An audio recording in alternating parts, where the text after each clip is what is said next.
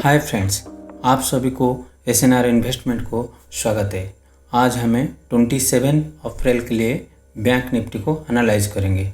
उससे पहले हम 26 अप्रैल में जो एनालिसिस किए थे उसी को देख लेते हैं। उसी के बाद 27 अप्रैल के लिए मूव करेंगे।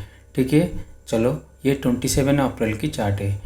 हमने बताया था 27 अप्रैल को डेटा 50-50 दिखा रहा है और चार्ट जो है वो पॉजिटिव साइड में है। तो हमें 60% कॉल की साइड में रहना है पॉजिटिव और 40% पुट की साइड में रहना है। देखिए ये 25 को 42,677 यहाँ क्लोज हुआ था। उसके बाद आज गैप डाउन, थोड़ा सा गैप डाउन ओपन हुआ 26 अप्रैल में और वो नीचे की तरफ आया जो हमने बताया था। और हमारे जो लेबल सारे दिए हुए थे उसी के आसपास वो सपोर्ट ले लिया। ये भी ट्रेंड लाइन मैंने आपको बताया था कि ये ट्रेंड लाइन जो है इसी के पास अगर सपोर्ट लेता है तो हमें कॉल की साइड में रहना है। ठीक है, और यहाँ सपोर्ट लिया, उसके बाद वो मूवमेंट किया और हमारे जो लेबल सारे है उसी को भी वो रेस्पेक्ट किया और फाइनली बहुत ऊपर चला गया, कॉल की साइड में मूवमेंट किया और वो डे हाई में जाते हुए क्लोज हुआ। ठीक है, ये देखिए डे हाई में क्लोज हुआ। ये हमारा लेवल था, इसको भी अचीव कर लिया। उसके आगे भी लेवल है, वो टाइम ख़त्म हो गया। ठीक है, तो ये 26 अप्रैल में हमने जैसे ही बताया था कि 40% आप देखिए यहाँ से यहाँ तक थोड़ा सा नीचे आया, जो कि इस मूव की यहाँ से यहाँ तक जो मूवमेंट है इसकी 40% होगा। तो 40% डाउन साइड रहा, 60% अप साइड रहा और दिन भर 60% कॉल की साइड में रहा और सारे लेवल को वो रेस्पेक्ट भी किया। एनालिसिस पूरा ठीक था। ठीक है, ये तो था 26 अप्रैल की। चलो मूव करते हैं 27 अप्रैल को बैंक निफ्टी क्या हो सकता है। ठीक है, 26 अप्रैल में देखिए बैंक निफ्टी ने, इधर देखिए बैंक निफ्टी 42,830 में क्लोज हुआ है, 0.35% गेन होते हुए। ठीक है, और आज की जो हमारा रेंज है वो 42,300 से लेकर 43,400, ये हमारा आज की रेंज है। ठीक है, ये देख लीजिए, ये हमारा आज की रेंज है। यहाँ 42,300 और इधर 43,400। उसी के अंदर हमें ट्रेड लेनी है, उससे बाहर नहीं। ठीक है, आज की जो हमारे ग्लोबल मार्केट का मूवमेंट है वो नेगेटिव साइड में है। ठीक है, यूरोपियन और USA मार्केट ये दोनों नेगेटिव साइड में है। तो इसे हमें ध्यान में रखना है कि ग्लोबल मार्केट नेगेटिव है। हमारे जो डेटा है वो पॉजिटिव और न्यूट्रल होकर आया है, पर जो डेटा की एक मतलब समझे कि पॉजिटिव एक ही है और एक डेटा है जो कि पॉजिटिव से नेगेटिव हो सकता है इमीडिएटली, और जो न्यूट्रल वाला है वो भी नेगेटिव हो सकता है और पॉजिटिव को भी मूव कर सकता है। ऐसा ही डेटा है। ये जो डेटा है एक डेटा है जो कि गैप ऑफ ओपनिंग में हेल्प करेगा कल के लिए। गैप ऑफ ओपनिंग जैसे होने वाला है वैसे ही हेल्प करेगा, पर इमीडिएटली वो नेगेटिव को कन्वर्ट हो सकता है। तो इसी के हिसाब से चार्ट हमारा जो जहाँ खड़ा है अभी प्राइस, वो देखिए ये जो रेजिस्टेंस एरिया उसके पास खड़ा मतलब क्लोज हुआ है और यहाँ भी एक रेजिस्टेंस है। उसके बाद नज़दीक में 2 रेजिस्टेंसेस है।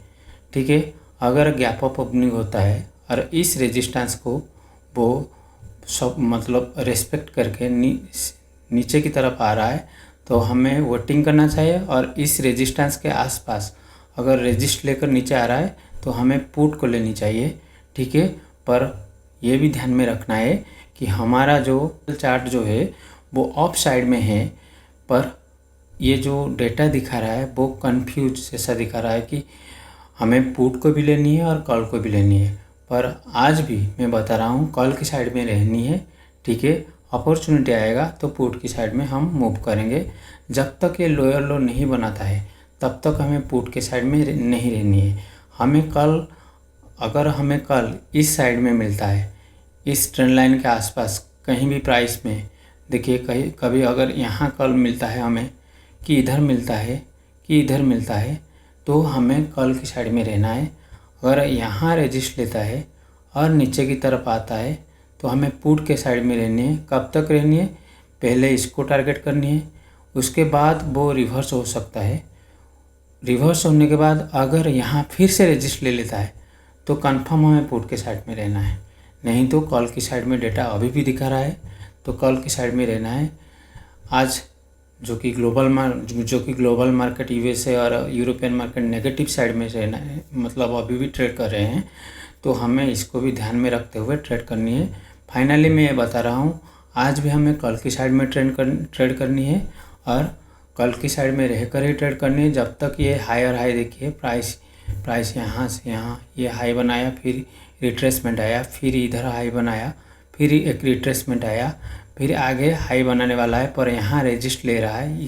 ये और आपको नज़र में रखना है कि इसके पास अगर बार बार वो रेजिस्ट लेता है, क्योंकि इसको वो क्रॉस करना चाहिए, बहुत स्पीड से क्रॉस करना चाहिए, क्योंकि प्राइस एक्शन के हिसाब से वो मिनिमम 40,350 तक जाना चाहिए, मिनिमम से मिनिमम।